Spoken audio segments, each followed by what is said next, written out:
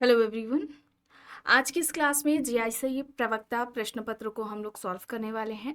इससे पहले वाली क्लासेस में 2021 का प्रश्न पत्र, 2017, 2015 का प्रश्न पत्र हम लोग सॉल्व कर चुके हैं। ये क्लास आपकी समाजशास्त्र से संबंधित सभी परीक्षाओं के लिए इंपॉर्टेंट रहने वाली है। आप सभी इस क्लास को, इस वीडियो को ज़्यादा से ज़्यादा लोगों के साथ शेयर जरूर कर दीजिए। एक इन्फॉर्मेशन है, समाजशास्त्र से संबंधित सभी परीक्षाओं के लिए यहाँ पर प्रैक्टिस सेट एंड सोशोलॉजी के नोट्स PDF फॉर्मेट में प्रोवाइड कराए जा रहे हैं। इससे संबंधित जानकारी के लिए यहाँ पर एक व्हाट्सएप नंबर दिया गया है। नंबर है 790-555-3851। इस व्हाट्सएप नंबर पर आप मैसेज करके इससे संबंधित जानकारी ले सकते हैं। यहाँ पर आपको यूपीपीजीडी का प्रैक्टिस सेट मिल जाएगा। जीआईसी एग्जाम के लिए जीएस का समाजशास्त्र का प्रैक्टिस सेट आपको मिल जाएगा। इसके अलावा बिहार शिक्षक भर्ती के लिए Bihar state and Bihar PGD का प्रैक्टिस सेट आपको यहाँ पर मिल जाएगा। राजस्थान मध्य प्रदेश असिस्टेंट प्रोफेसर के लिए समाजशास्त्र का जीएस का प्रैक्टिस सेट आपको यहाँ पर मिल जाएगा। नेट एग्जाम के लिए भी आपको प्रैक्टिस सेट मिल जाएगा। आरपीएससी ग्रेड फर्स्ट के लिए आपको यहाँ पर समाजशास्त्र का प्रैक्टिस सेट मिल जाएगा। बात की जाए समाजशास्त्र के नोट्स की, तो मूलभूत अवधारणाओं से संबंधित भी आपको नोट्स मिल जाएंगे। बेसिक कॉन्सेप्ट्स के नोट्स हैंगे जो लगभग समाजशास्त्र से संबंधित सभी परीक्षाओं में ये टॉपिक्स, ये कॉन्सेप्ट्स आपको देखने को मिलेंगे। इसके अलावा अगर आप वन लाइनर में भी नोट्स चाहते हैं तो वो भी आपको यहाँ पर मिल जाएंगे, जो कि रिविजन टाइम के लिए बेस्ट रहने वाले हैं। इसके अलावा थिंकर्स के भी नोट्स मिल जाएंगे। इसमें इंडियन थिंकर्स भी दिए गए हैं। यूपीपीजीडी के एग्जाम के लिए भी आपको नोट्स मिल जाएंगे। इसमें यूपीपीजीडी का पूरा सिलेबस कंप्लीट कराया गया है। एंड सेकंड ग्रेड के भी समाजशास्त्र के आपको यहाँ पर नोट्स मिल जाएंगे। कोई भी इससे संबंधित जानकारी चाहते हैं तो ये यहाँ पर व्हाट्सएप नंबर दिया गया है 790-555-3851। इस पर आप मैसेज करके पूरी जानकारी ले सकते हैं। लास्ट पेपर जो हम लोगों ने देखा है वो 2015 का देखा है।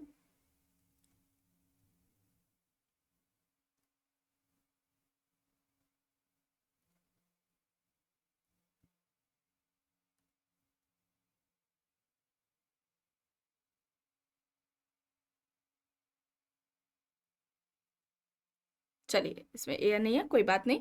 चलिए देखिए, ये जैसे एग्जाम में जो है उनको ही हम लोग सॉल्व कर रहे हैं। ठीक है, प्रश्न है 1937 में नेशनल प्लानिंग कमेटी का अध्यक्ष कौन था? विकल्प हैं जवाहरलाल नेहरू, एस बी बोस, के कामराज नादार, Mahatma Gandhi. National planning committee का अध्यक्ष कौन था? कौन था नेशनल प्लानिंग कमेटी का अध्यक्ष? कौन था? जवाहरलाल नेहरू। ठीक है, विकल्प ए यहाँ पर राइट आंसर हो जाएगा। चलिए आप यहाँ पर देखिए, मैनहिम के अनुसार सामाजिक नियोजन के उद्देश्य क्या हैं? समाज कल्याण, सामाजिक पुनर्गठन, व्यक्ति और समाज का पुनर्गठन। उपरोक्त सभी यहाँ पर दिया गया है। मैनहिम के अनुसार सामाजिक नियोजन के उद्देश्य पूछे जा रहे हैं। यहाँ पर राइट आंसर क्या हो जाएगा? राइट आंसर यहाँ पर क्या हो जाएगा?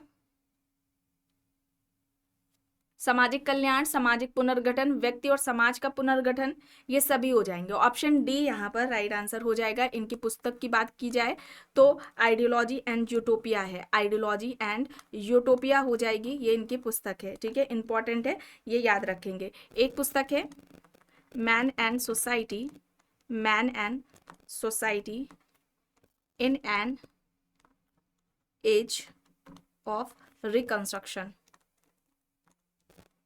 ठीक है, ये हो जाएगी इनकी पुस्तक। ठीक है, फ्रीडम, ठीक है, एक है freedom, freedom power, freedom power and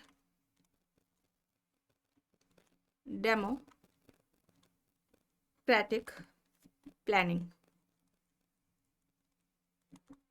ठीक है, ये इंपॉर्टेंट बुक्स बताई गई हैं कॉल मैनहिम की। ठीक है, ideology and utopia, man and society in an age of reconstruction, freedom power and democratic planning. ठीक है, मोस्ट इंपॉर्टेंट बुक्स हैं, एग्जाम्स पे अक्सर पूछी जाती है।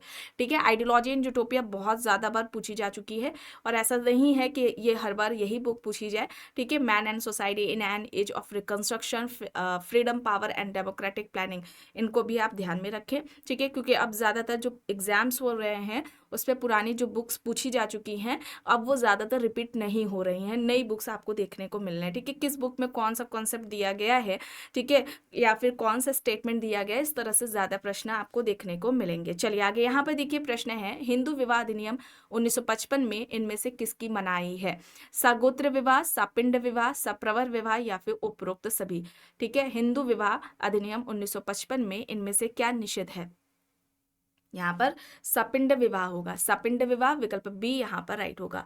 चलिए अब यहाँ पर देखिए प्रश्न है, भारतीय राजनीतिक में सर्वोदय शब्द का प्रयोग सबसे पहले किसने किया? विनोबा भावे, जयप्रकाश नारायण, महात्मा गांधी, दादा धर्माधिकारी यहाँ पर दिए गए हैं। सर्वोदय शब्द का प्रयोग सबसे पहले भारतीय राजनीति में किसने किया था? यहाँ पर राइट क्या हो जाएगा? यहाँ पर राइट आंसर महात्मा गांधी हो जाएगा, ऑप्शन सी यहाँ पर राइट हो जाएगा। प्रश्न है, साम्यवादी सामाजिक नियोजन आता है समग्रवादी नियोजन में, प्रजातांत्रिक नियोजन में, पूंजीवादी नियोजन में, उपरोक्त में से कोई भी नहीं। साम्यवादी सामाजिक नियोजन आता है, यहाँ पर क्या हो जाएगा?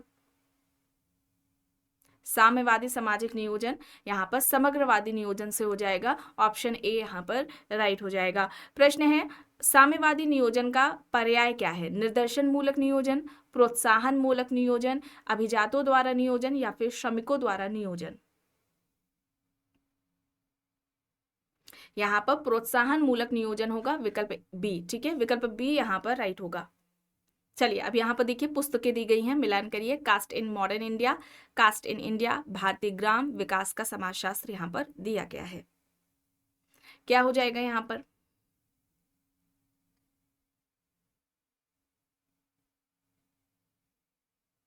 कास्ट इन मॉडर्न इंडिया ये किसकी हो जाएगी? Caste in modern India M N Srinivas की हो जाएगी। कास्ट इन इंडिया ये किसकी हो जाएगी? हट्टन की पुस्तक हो जाएगी। भारतीय ग्राम ये किसकी हो जाएगी? पीसी जोशी की।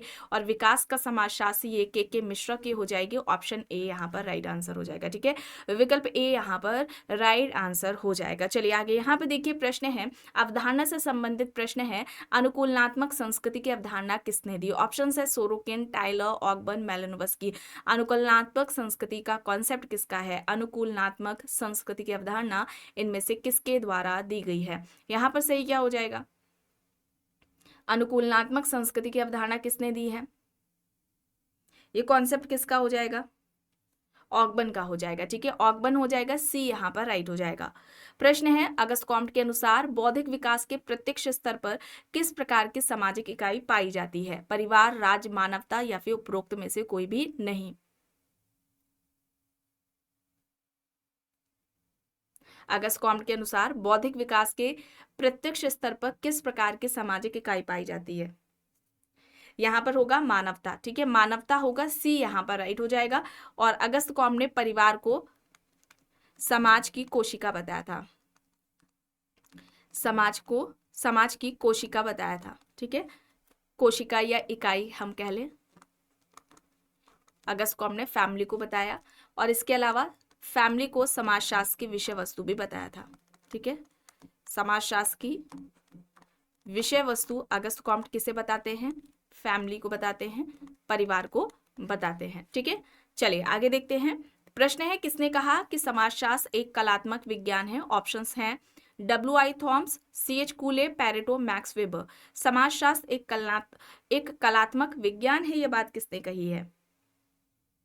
समाजशास्त्र एक कलात्मक विज्ञान है, किसका कहना है? कूले का। कूले, विकल्प बी यहाँ पर राइट होगा। समाज संतुलन की व्यवस्था है, ये स्टेटमेंट किसका है? किसके द्वारा तर्क दिया गया कि समाज संतुलन की व्यवस्था है? पैरेटो, कूले, वेबर, वाइट यहाँ पर है। समाज संतुलन की व्यवस्था है, ये किसका कहना है? पैरेटो का। ऑप्शन ए यहाँ पर राइट हो जाएगा। किसने सामाजिक परिवर्तन का अंतर्निहित सिद्धांत दिया? W. Ogburn, Sorokin, Veblen, Karl Marx यहाँ पर ऑप्शंस हैं। बताएं यहाँ पर सही क्या हो जाएगा?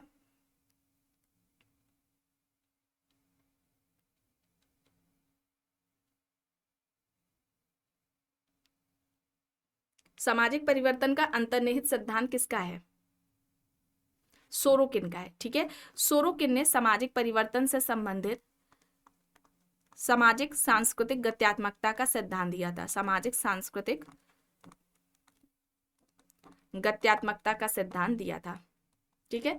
सोरोकिन ने सामाजिक परिवर्तन से संबंधित सांस्कृतिक गत्यात्मकता का सिद्धांत इन्होंने दिया था, ये आप याद रखेंगे।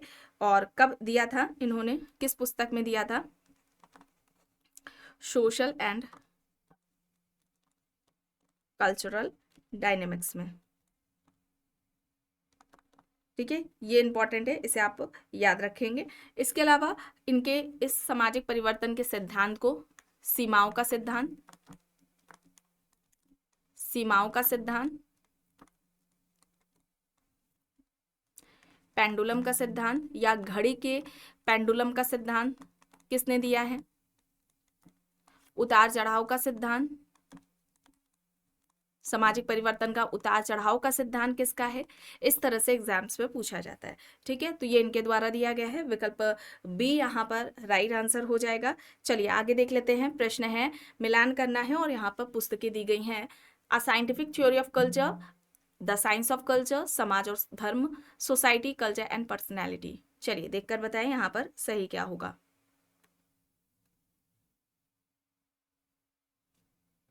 A scientific theory of culture किसकी है? A scientific theory of culture, a scientific theory of culture हो जाएगी मैलिनोवस्की की। द साइंस ऑफ कल्चर हो जाएगी वाइट की। ठीक है, द साइंस ऑफ कल्चर किसकी है? वाइट की है। समाज और धर्म ये हो जाएगी एस राधाकृष्णन की। सोसाइटी, कल्चर एंड पर्सनैलिटी ये पुस्तक हो जाएगी सोरोकिन की। यहाँ पर विकल्प हो जाएगा ए सही। ठीक है, ऑप्शन ए यहाँ पर राइट आंसर हो जाएगा। चलिए आगे यहाँ पर देखिए। अब यहाँ पर देखिए जाति से संबंधित, जाति की जो उत्पत्ति से संबंधित सिद्धांत है वो यहाँ पर दिया गया है, मैचिंग में पूछ लिया गया है। कौन कौन सा सिद्धांत पूछा गया है? जाति उत्पत्ति का प्रजाति सिद्धांत है, व्यावसायिक है, उद्विकासीय और धार्मिक सिद्धांत दिया गया है। यहाँ पर क्या होगा? जाति उत्पत्ति का जो प्रजाति सिद्धांत है वो किसने दिया है? रिजले ने दिया है, तो ए का फोर्थ हो जाएगा। इसके अलावा व्यावसायिक सिद्धांत की हम बात करें तो ये नेस्फेल्ड के द्वारा दिया गया है, बी का थर्ड। उद्विकासीय सिद्धांत एबेटसन के द्वारा दिया गया है, सी का सेकंड। एंड धार्मिक सिद्धांत होकार्ट एंड सेनार्ड का है, तो यहाँ पर डी का फर्स्ट हो जाएगा। यहाँ पर विकल्प राइट आंसर हो जाएगा ऑप्शन बी। ठीक है, विकल्प बी यहाँ पर राइट आंसर हो जाएगा। चलिए आगे देख लेते हैं। कर्मयोग पुस्तक किसकी है ये पूछा जा रहा है। विकल्प में है बाल गंगाधर तिलक, गोपाल कृष्ण गोखले, विवेकानंद, राजा राम मोहन रॉय। कर्मयोग, कर्मयोग किसकी पुस्तक है? कर्मयोग किसकी है, किसके द्वारा लिखी गई है कर्मयोग? विवेकानंद की। विवेकानंद ऑप्शन सी यहाँ पर राइट हो जाएगा। प्रश्न है, मानव विकास में सम्मिलित है। ऑप्शंस हैं जीवन प्रत्याशा, साक्षरता स्तर, संतोषजनक प्रति व्यक्ति आय या फिर उपरोक्त सभी। मानव विकास में सम्मिलित है, यहाँ पर ये सभी हो जाएंगे। ऑप्शन डी यहाँ पर राइट हो जाएगा। चलिए आगे यहाँ पर देखिए। मर्टन दुष्प्रकार को व्यक्त करते हैं जो, ऑप्शन देखिए, अनुकूलन को कम करते हैं, अनुकूलन में जो सहायता करते हैं, या फिर जानबूझकर किया जाता है, या फिर में से कोई भी नहीं। मर्टन दुष्प्रकार को व्यक्त करते हैं जो क्या होगा? जो अनुकूलन को कम करता है। ऑप्शन ए यहाँ पर राइट हो जाएगा। प्रकार, दुष्प्रकार की बात मर्टन ने की थी। मध्य अभिसमय सिद्धांत यानी कि मिडिल रेंज थ्योरी किसका है? कॉन्सेप्ट मर्टन का है। चलिए आगे देख लेते हैं। प्रकारवाद सिद्धांत में मर्टन के कोडिफिकेशन में सम्मिलित नहीं है। कार्यात्मक एकता का सिद्धांत, सार्वभौमिकता का सिद्धांत, अनिवार्यता का सिद्धांत और स्थायित्व का सिद्धांत यहाँ पर दिया गया है। प्रकारवाद सिद्धांत में मर्टन का जो कोडिफिकेशन है उसमें इनमें से किसकी बात मर्टन ने नहीं की है, ये बताना है यहाँ पर। तो कार्यात्मक एकता का सिद्धांत, सार्वभौमिकता का सिद्धांत, अनिवार्यता का सिद्धांत, इनकी बात की है। स्थायित्व के सिद्धांत की बात नहीं की है। यहाँ पर विकल्प डी हो जाएगा सही। प्रश्न है, मर्टन के अनुसार प्रकार क्या है? किसे कहा है प्रकार? तो देखिए, इच्छित तथा अनुभावशित होते हैं। जो इच्छित तथा अनुभावशित नहीं है, इकाई के लिए सहायक नहीं है, या फिर इनमें से कोई भी नहीं। क्या होगा?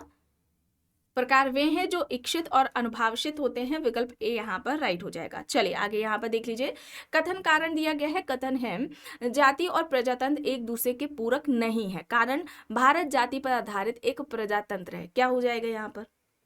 कथन है, जाति और प्रजातंत्र एक दूसरे के पूरक नहीं है। कारण, भारत जाति पर आधारित एक प्रजातंत्र है। क्या हो जाएगा यहाँ पर? राइट आंसर यहाँ पर क्या होगा? यहाँ पर कथन और कारण दोनों ही सही हैं, लेकिन यहाँ पर कारण जो है वो कथन की सही व्याख्या नहीं कर रहा है। विकल्प बी यहाँ पर राइट आंसर हो जाएगा। चलिए आगे देख लेते हैं। प्रधानमंत्री ग्रामोदय योजना कब आई थी? यह प्रश्न पूछा जा रहा है। 1991, 1995, 1998 या फिर 2000 में प्रधानमंत्री ग्रामोदय योजना कब आती है?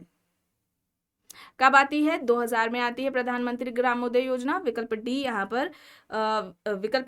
पर राइट हो जाएगा। ठीक है, चलिए अब यहाँ पर देखिए, दुर्खिम जो कि अगस्त कॉम्ट के उत्तराधिकारी के रूप में जाने जाते हैं, इनका जन्म कब हुआ है, किस वर्ष में हुआ है, यह प्रश्न पूछा जा रहा है।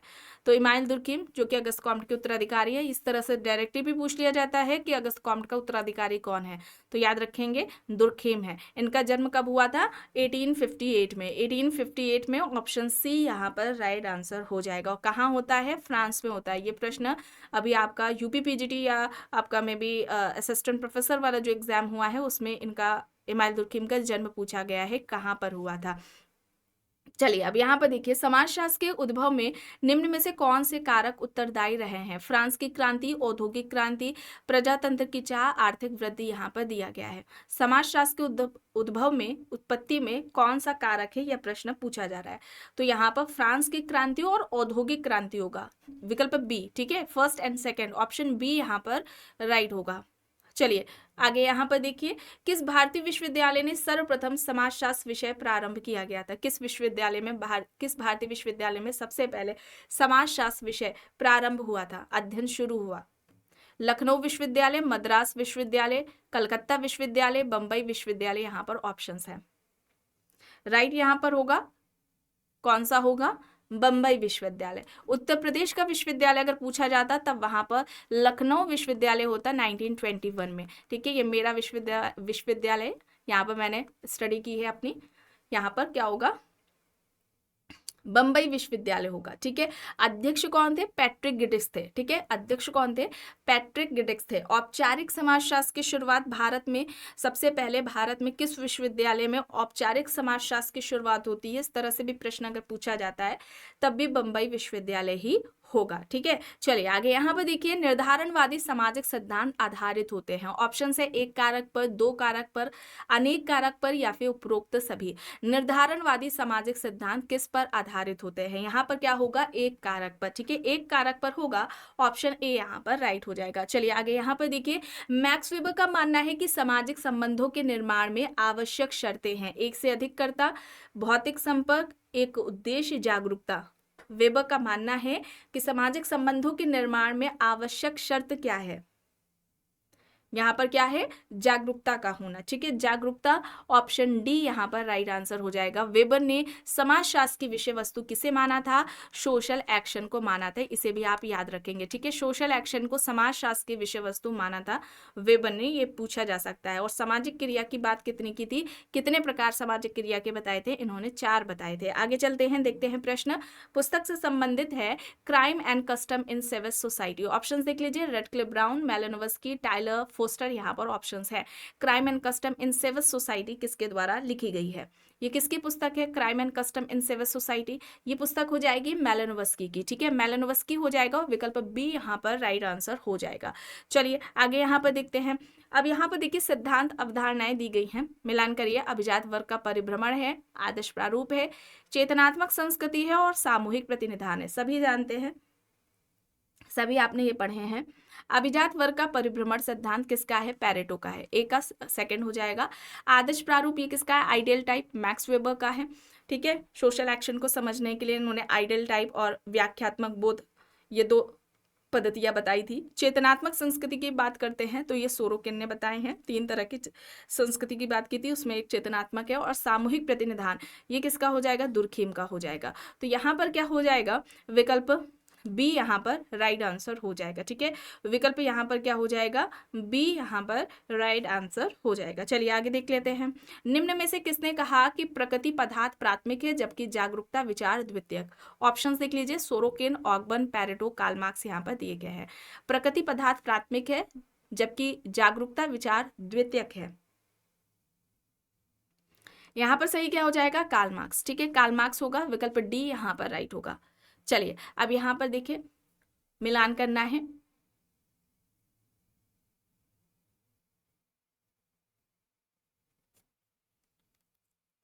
यहां पर क्या होगा? एक रूपता तथा बहुरूपता की बात स्पेंसर द्वारा की गई है। वर्स्टहैन यानी कि व्याख्यात्मक बोध की जो बात है वो किसने की है, मैक्स वेबर ने की है। इसके अलावा अप्रकट प्रकार की बात किसने की है, यहाँ पर मर्टन हो जाएगा, ठीक है, सी का थर्ड मर्टन हो जाएगा। और रेनेटर क्लास की जो बात है वो पैरेटो द्वारा की गई है। विकल्प सी यहाँ पर राइट हो जाएगा, ठीक है, विकल्प सी यहाँ पर राइट आंसर हो जाएगा। प्रश्न है, निम्न में से कौन एक युग्म सुमेलित नहीं है। सावयवी समैक यानी कि एकता की बात हो रही है, व्यक्तिवादी प्रकारवाद, प्रतिमानचर और आत्मदर्पण यहाँ पर दिया गया है।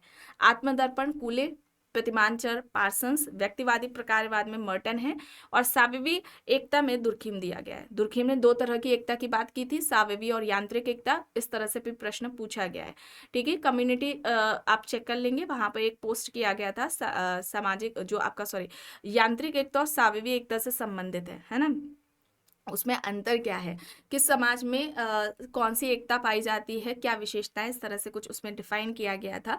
कम्युनिटी पर ये पोस्ट किया गया, आप उसे वहां पर देख लें। और अभी आपका जो जीडीसी का एग्जाम हुआ है उसमें इससे रिलेटेड एक प्रश्न भी पुना था।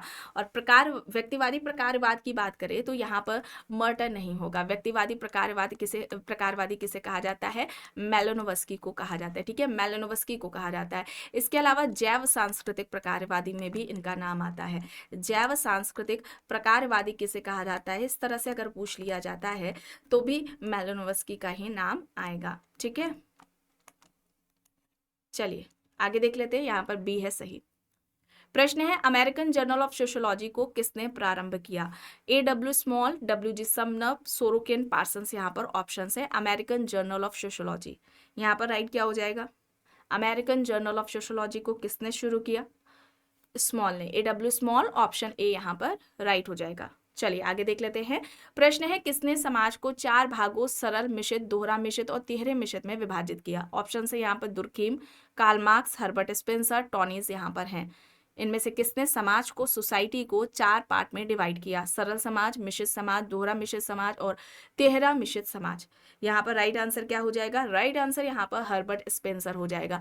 इसके अलावा ये 2 और क्लासिफिकेशन मतलब कि सोसाइटी को क्लासिफाई करते हैं, सोसाइटी का क्लासिफिकेशन करते हैं शिकारी या सैनिक समाज में, और दूसरा हो जाएगा औद्योगिक समाज, ठीक है, दूसरा क्या हो जाएगा, औद्योगिक समाज हो जाएगा। ये एग्जाम्स में इनका पूछा जाता है, ठीक है। चलिए आगे देख लेते हैं। प्रश्न है, व्हाट इज सोशियोलॉजी, ये किसकी पुस्तक है, व्हाट इज सोशियोलॉजी, एलेक्स इंकल्स की है। ऑप्शन ए यहाँ पर राइट आंसर हो जाएगा। प्रश्न है, हिंदू विवाह के आदर्शों का सही क्रम क्या है, ठीक है, आदर्श यहाँ पर दिया गया है, उद्देश्य भी दे दिया जाता है। यहाँ पर क्या होगा, सही क्रम, और ये इस तरह सा प्रश्न आपका पीजीटी असिस्टेंट प्रोफेसर कोई में भी एग्जाम अभी जो हुआ है, कौन सा है ये मुझे सही से याद नहीं है, उसमें ये प्रश्न पूछा गया था। धर्म प्रजा रति, धर्म प्रजा रति होगा, ऑप्शन यहाँ पर क्या हो जाएगा, सी। और ये किसने बताए हैं, KM कपाड़िया ने बताए हैं, ये भी याद रखेंगे आप, ठीक है, KM कपाड़िया ने बताए थे। चलिए आगे देख लेते हैं। संपत्ति उत्तराधिकार अधिनियम ने संयुक्त परिवार के किस एक प्रावधान को प्रभावित किया है। ऑप्शन है समान संपत्ति, पितृपूजा, पर्वों का मानना और उपरोक्त में से कोई भी नहीं। संपत्ति का उत्तराधिकार अधिनियम ने संयुक्त परिवार के किस एक प्रावधान को प्रभावित किया है। यहाँ पर सही क्या होगा, यहाँ पर सही होगा समान संपत्ति, ठीक है, समान संपत्ति होगा, ऑप्शन ए यहाँ पर राइट हो जाएगा। प्रश्न है, हिंदू विवाह अब संस्कार नहीं रहा, अब यह भी संविदा बन गया है, किस अधिनियम से संबंधित है, किसके कारण है। यहाँ पर देखिए, विशेष विवाह अधिनियम 1954, हिंदू विवाह अधिनियम 1955, विधवा पुनर्विवाह अधिनियम 1856, हिंदू उत्तराधिकार अधिनियम 1956। हिंदू विवाह अब संस्कार नहीं है, यह भी संविदा बन गया है, ठीक है, ये अब भी मतलब अब यह भी संविदा बन गया है। मुस्लिम विवाह क्या था, कॉन्ट्रैक्ट था, है ना, कॉन्ट्रैक्ट मैरिज है। मुस्लिम में विवाह को क्या माना जाता है, संविदा यानी कि समझौता माना जाता है। ये स्टेटमेंट पूछा जाता है। एक स्टेटमेंट आता है हिंदू विवाह क्या है, तो वहां पर धार्मिक संस्कार बताया गया है। किसने बताया है, कपाड़िया ने बताया है। और यहाँ पर क्या होगा, यहाँ पर राइट आंसर क्या हो जाएगा, हिंदू विवाह अब संस्कार नहीं है, यह अब संविदा हो गया है, ये किसका कहना है, ठीक है। यहाँ पर राइट आंसर क्या हो जाएगा, बताएं, आंसर करें। यहाँ पर राइट आंसर क्या होगा?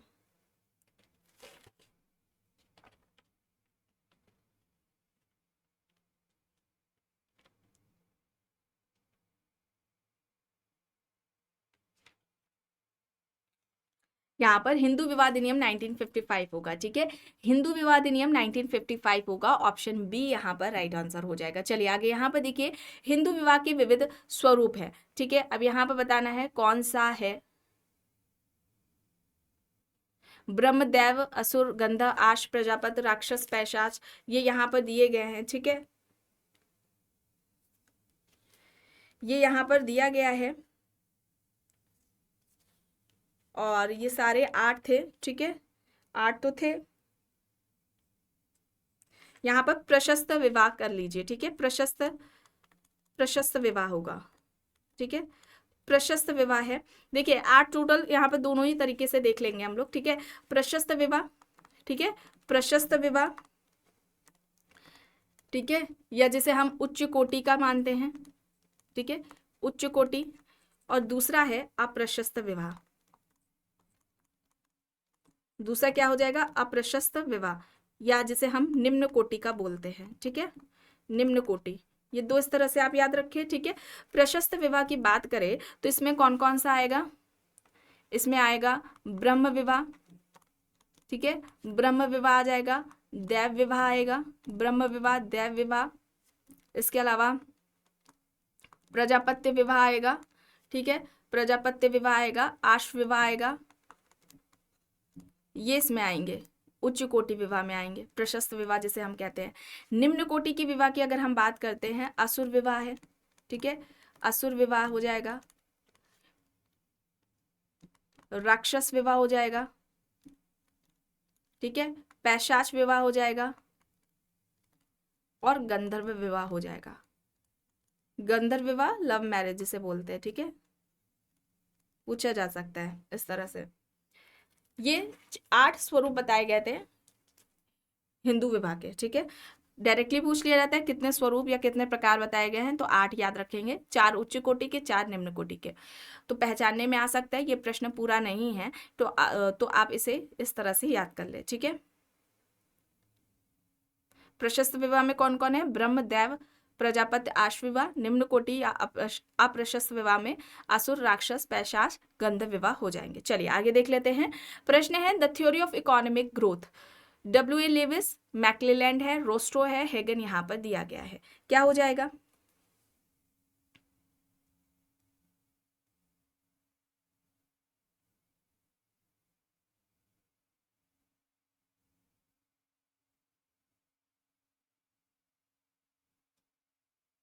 यहाँ पर राइट आंसर क्या हो जाएगा? यहाँ पर ऐसे भी हो सकता है, उच्च कोटि का विवाह है ना, प्रशस्त विवाह ब्रह्म है, दैव है, आश हो जाएगा, और प्रजापत्य है ना, सी भी हो जाएगा।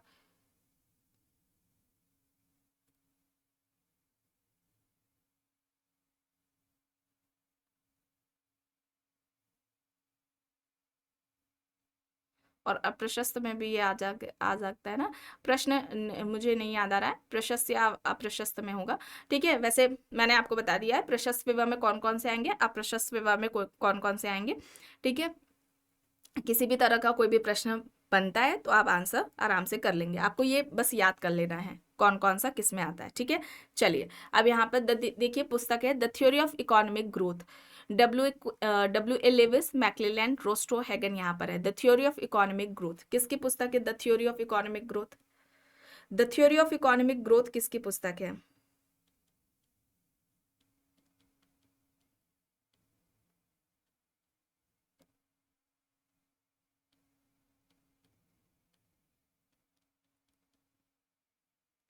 यहाँ पर क्या हो जाएगा? The theory of economic growth किसकी हो जाएगी?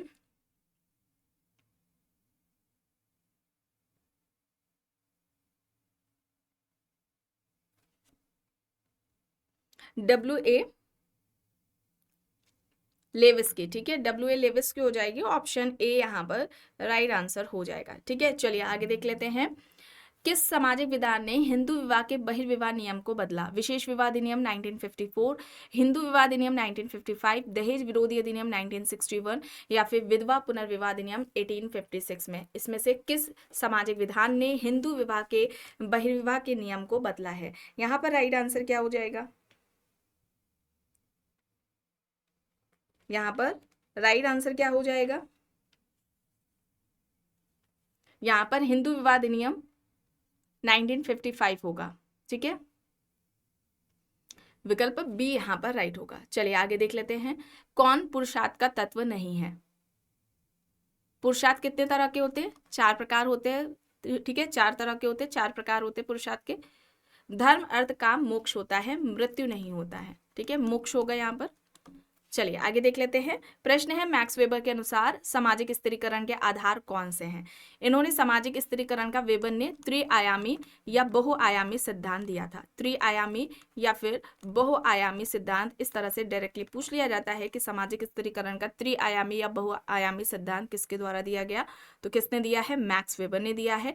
3 आधार कौन कौन से बताए गए हैं? तो यहाँ पर देखिए, कास्ट की बात इन्होंने नहीं की है, तो आप विकल्प ए में देख रहे हैं कास्ट की बात यहाँ से कट जाएगी। ठीक है, विकल्प सी में और डी में, दो इनमें भी है, तो यहाँ पर विकल्प बी हो जाएगा। ठीक है, इन्होंने 3 तरह से, इस तरह से भी इनका आता है। एक तो आर्थिक आ जाता है, ठीक है, जिसमें वर्ग को परिभाषित किया था। दूसरा सामाजिक आ जाता है, जिसमें इन्होंने स्टेटस की बात की थी। और तीसरा राजनीतिक आ जाता है, जिसमें इन्होंने पार्टी की, दल की बात की थी। इस तरह से भी पूछ लिया जाता है। ठीक है, तो आप इसे ऐसे याद रखेंगे। और इनके इस सामाजिक स्थिरीकरण के सिद्धांत का प्रयोग, ठीक है, प्रयोग किसने किया था? तो जब इस तरह से प्रश्न बनेगा तब वहां पर आंसर किसका हो, क्या आएगा? आंद्रे बेत्ते ने। ठीक है, और आंद्रे बेत्ते ने सामाजिक स्थिरीकरण के 3 आधार बताए थे। अब वो कौन कौन से हैं? Caste, class and power. Caste जाति, क्लास वर्क एंड पावर यानी कि शक्ति। और ये इनकी पुस्तक भी है, कास्ट, क्लास एंड पावर। ठीक है, इनके आंद्रे बेत्ते की यह पुस्तक भी है, कास्ट, क्लास एंड पावर। कब आती है? 1958 में। ठीक है, 1958 में ये पुस्तक आती है। ये प्रश्न इस तरह से पूछा जाता है, डायरेक्टली पूछ लिया जाएगा। सामाजिक स्थिरीकरण का त्रिआयामी या बहुआयामी सिद्धांत किसका है, किसके द्वारा दिया गया? ठीक है, 3 आधार इस तरह से पहचानने में आ जाएंगे कि किसके द्वारा बताए गए हैं, तो आपको इस तरह से दोनों से याद रखना है। या वेबर के सामाजिक स्थिरीकरण का प्रयोग किसने किया था, इस तरह से भी प्रश्न पूछा जाता है। तो आंद्रे बेत्ते ने कौन से 3 आधार बताए, ये भी इस तरह से प्रश्न बनता है। ठीक है, इन बातों को आप ध्यान में रखेंगे। बुक भी इंपॉर्टेंट है, बुक भी पूछी जाती है। चलिए अब यहाँ पर देखिए, निम्न में से कौन एक अनौपचारिक सामाजिक नियंत्रण की एजेंसी है? ध्यान रखें, अनौपचारिक पूछा जा रहा है।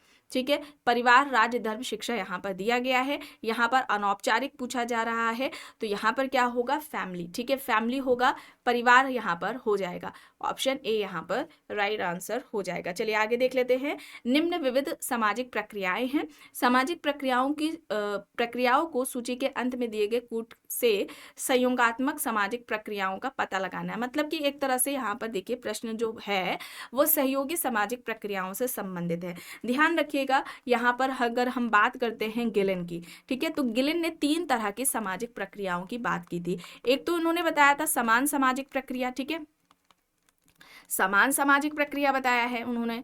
दूसरा इन्होंने सहयोगी सामाजिक प्रक्रिया बताया था। ठीक है, सहयोगी सामाजिक प्रक्रिया बताया, सहयोगी सामाजिक प्रक्रिया बताया था। और तीसरे की अगर हम बात करते हैं, असहयोगी सामाजिक प्रक्रिया है, असहयोगी सामाजिक प्रक्रिया हो जाएगा। ठीक है, ये 3 हैं। किसने बताए हैं? सोशल प्रोसेस के टाइप्स, ये किसने बताए हैं? गिलिन ने बताए हैं। अब यहाँ पर सहयोगात्मक सामाजिक प्रक्रिया की बात हो रही है, तो कौन कौन सा यहाँ पर आएगा? सहयोग आएगा, अनुकूलन आएगा और सात्मीकरण आएगा। फर्स्ट, फोर्थ एंड फिफ्थ, तो ऑप्शन सी। ठीक है, यहाँ पर संघर्ष की अगर हम बात करें, प्रतिस्पर्धा की बात करें और प्रतिकूलता की बात करें, तो ये असहयोगी सामाजिक प्रक्रिया में आएंगे। ठीक है, असहयोगी सामाजिक प्रक्रिया है ये। इसी में आप ऐड कर लें विरोध को। ठीक है, विरोध है, विद्रोह है, ये सभी इसमें आएंगे। चलिए आगे देख लेते हैं। प्रश्न है, 8वीं पंचवर्षीय योजना कब प्रारंभ हुई? 8वीं पंचवर्षीय योजना, ऑप्शंस देखिए, 1990, 1991, 1992 और 1993 यहाँ पर दिया गया है।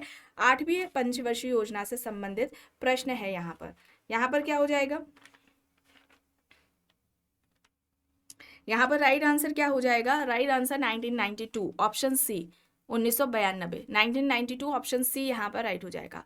प्रश्न है पुस्तक से संबंधित freedom power and democratic planning, Karl Mannheim, T P Bottomore, Gunnar Myrdal, E D Ross, यहाँ पर ऑप्शंस है, आपको ये बुक बताई गई है freedom power and democratic planning. यहाँ पर क्या हो जाएगा? ये किसकी पुस्तक है? Freedom power and democratic planning, ये किसकी हो जाएगी? यहाँ पर राइट आंसर क्या हो जाएगा? कॉल मैनहीम ऑप्शन ए यहाँ पर राइट हो जाएगा। चलिए अब यहाँ पर देखिए चैलेंज ऑफ वर्ड पॉवर्टी किसकी है? यहाँ पर ऑप्शंस हैं अल्वा मिर्डॉल, गुनाम मिर्डॉल, टीबी बोटोमो, डीवी ग्लास यहाँ पर है। चैलेंज ऑफ वर्ड पॉवर्टी ये किसकी हो जाएगी? चैलेंज ऑफ वर्ड पॉवर्टी ये किसकी हो जाएगी? गुनाम मिर्डॉल, ठीक है, गुनाम मिर्डॉल की हो जाएगी चैलेंज ऑफ वर्ल्ड पॉवर्टी। चलिए आगे देखिए भारत में पंचवर्षीय योजनाओं का प्रमुख उद्देश्य पूछा जा रहा है। विकल्प में दिया गया है कृषि कार्य का विकास, औद्योगिक विकास, आर्थिक समृद्धता, न्याय के साथ वृद्धि। भारत में पंचवर्षीय योजनाओं का प्रमुख उद्देश्य क्या है? यहाँ पर क्या हो जाएगा? प्रमुख उद्देश्य पूछा जा रहा है पंचवर्षीय योजना का, यहाँ पर न्याय के साथ वृद्धि होगा, विकल्प डी ऑप्शन डी यहाँ पर हो जाएगा सही। चलिए अब यहाँ पर देखिए किसका ये तर्क है कि समाजशास्त्र मानव उपलब्धियों का विज्ञान है। ऑप्शंस में है L F Ward, C H Cooley, Tonnies, Karl Marx हैं। समाजशास्त्र मानव उपलब्धियों का विज्ञान है, ये किसका कहना है? किसके द्वारा ये बात कही गई है? एल एफ वॉर्ड के द्वारा, ठीक है, एल एफ वॉर्ड के द्वारा ये बात की गई है। ऑप्शन ए यहाँ पर सही हो जाएगा। आखिरी प्रश्न है सम्मान की जागरूकता की अवधारणा किसने दी है? एफ एच गिडिंग्स, दुर्खीम, थॉम्सवर्ड है, सी एच कूले हैं। समान की जागरूकता, ठीक है, समान की जागरूकता की बात किसने की है? गिडिंग्स ने की है, ठीक है, गिडिंग्स ने की है। तो आज की इस क्लास में बस इतना ही करेंगे, बाकी के जो 50 प्रश्न होंगे वो नेक्स्ट क्लास में कराया जाएगा। आई होप ये क्लास आपको पसंद आई होगी। अगर पसंद आई है तो प्लीज़ लाइक करिएगा, कमेंट करके ज़रूर बताइएगा। चैनल पर अगर आप नए हैं तो चैनल को भी ज़रूर सब्सक्राइब कर लीजिएगा एंड इस वीडियो को जितना हो सके ज़्यादा से ज़्यादा लोगों के साथ शेयर भी ज़रूर करिएगा।